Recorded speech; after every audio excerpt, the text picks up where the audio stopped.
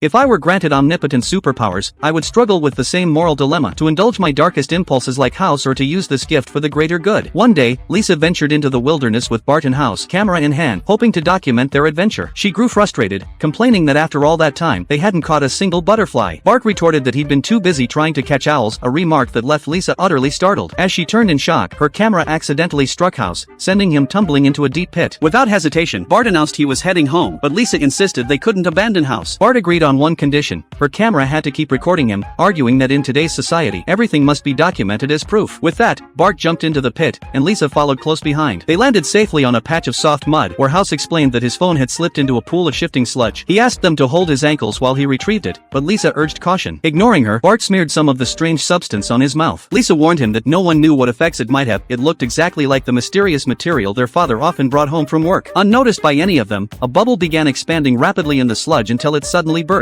In an instant, the three found themselves back above ground. As House reached for his glasses, he unexpectedly began to float. Lisa, too, rose effortlessly into the air. She theorized that the radioactive explosion had somehow gifted them telekinetic abilities. When House asked Bart what power he had gained, it turned out he had none, prompting House to mockingly levitate him while striking a superhero pose. Lisa warned that they must keep their abilities secret, otherwise, scientists would surely capture them for experimentation. Back at school, she initially received the lowest grade in climbing class until her teacher glanced away and she soared straight to the top. The teacher immediately changed her grade to an A, and Lisa even materialized a plus sign next to it. Not long after, when a bully tried to harass House, he simply flew the boy into a volcano. At home, Lisa attempted to play multiple instruments at once using her powers, but Homer stopped her, insisting that the Music Association would never allow it and that superpowers were meant for good deeds, not jazz improvisation. Meanwhile, House amused himself by using his tormentor as a living whack-a-mole and even claimed to have reunited his divorced parents with his abilities. Local shop owner Apu found himself with 8 arms, finally able to change all his children's diapers single-handedly. But Lisa grew concerned. House was becoming increasingly reckless with his powers. He gathered a crowd for a grand display, only to have everything he summoned violently destroyed moments later. Even he himself was struck down. "You did great, Lisa," Bart exclaimed, but she shook her head in denial. It wasn't her doing. They turned to see little Maggie floating serenely, her nuclear-powered pacifier in mouth. With a calm intensity, she lifted a transmission tower and guided it toward her, retrieved a stray donut, and provided clothes for a homeless man. She transformed a city-crushing monster into a harmless infant and gently restored order to the chaos around her, all with the quiet focus of a child at play.